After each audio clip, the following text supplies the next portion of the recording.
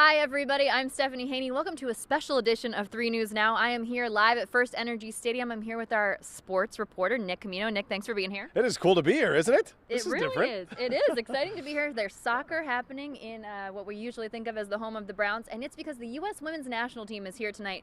They're playing Paraguay, and this is a big deal for visibility, right? For all the young people that are appreciating soccer. Absolutely. I think anytime you can host a big-time event like this, it puts Cleveland on the map, it puts Northeast Ohio on the map, but also you're able to get kids and families that watch this team all the time on television, in the Olympics, which we watched in the summer in Tokyo, in the World Cup.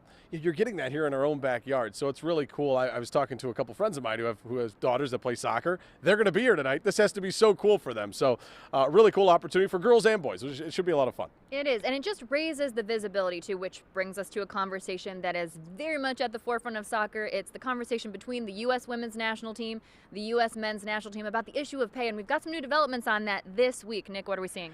Yeah, so basically this has been put forward by USA Soccer. This has been going on for a couple of years now, but this is a new proposal to really have equal pay between the men's team and the women's team. And I think there's a couple schools of thought on this. And I guess I could take the politician route on this, but I'll just throw them out there of all the angles of what we're hearing. So number one, I think there's an argument out there of, okay, well, you should be paying the women's team as much or more because, quite frankly, they're better. Okay, they've been better than the men's team on an international stage. That's just fact. I mean, they've won a World Cup. I mean, the men have not done very well on the international stage, especially recently, where they didn't even make the last World Cup. So there's that whole argument.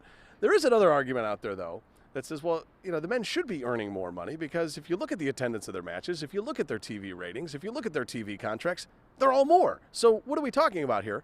Then there's the whole thing of, but what's fair? And it is 2021. You know what I'm saying? So I think both sides should be making as much money as each other at this point in time. But that's kind of what we're hearing. It sounds like we're still at the beginning stage of this. It's being talked about a lot, and I know the women's team was being asked about it the last couple of days on Zoom. I know you were checking in on all that and have been keeping tabs for all that at WKYC.com.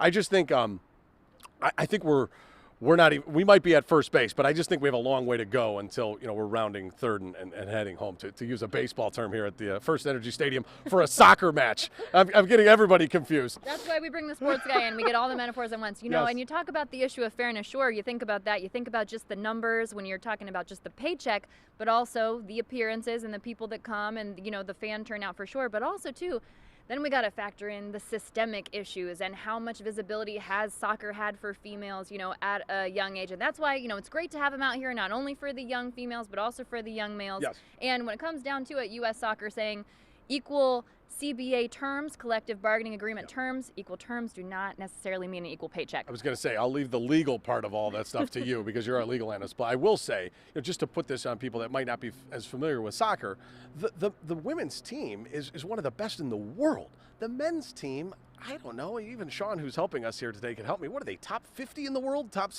20 in the world? I mean, the women's team is remarkably, they're just better. So I think there's a lot of people that are like, well, we'll pay them the right way. So, and again, it goes back to also what's fair as well. So it'll be interesting to see how this develops, and having it here in Cleveland, obviously that's kind of come to the forefront. It is very cool to have them here in Cleveland. Let's talk about one of the very cool things that we're getting an opportunity to experience firsthand in Cleveland.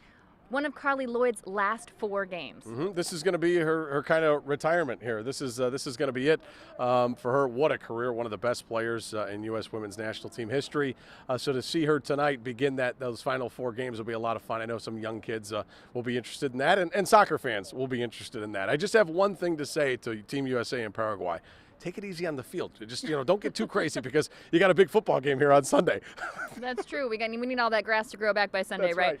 And tonight you will also see some of the younger teammates coming in for the U.S. women's national team. We'll see Catarina Macario. She's very excited. Another first here tonight. The first time the U.S. women's national team is playing Paraguay. And as a Brazilian American, she said in that conference yesterday, very excited about that. Thinks it's good for visibility for soccer all around, which is a big part of the conversation we're having. That's going to be very cool. That'll be neat to see that tonight. So 7:30, it's on national TV. Cleveland right back in the national spotlight, which is cool, and it'll be fun having the U.S. women's national team here. It absolutely will. It's not every day you have medal-winning Olympians competing in our backyard in downtown Cleveland. With Nick Camino, thanks for being here for a special edition of 3 News Now, live out in the real world, FirstEnergy Stadium. I'm Stephanie Haney.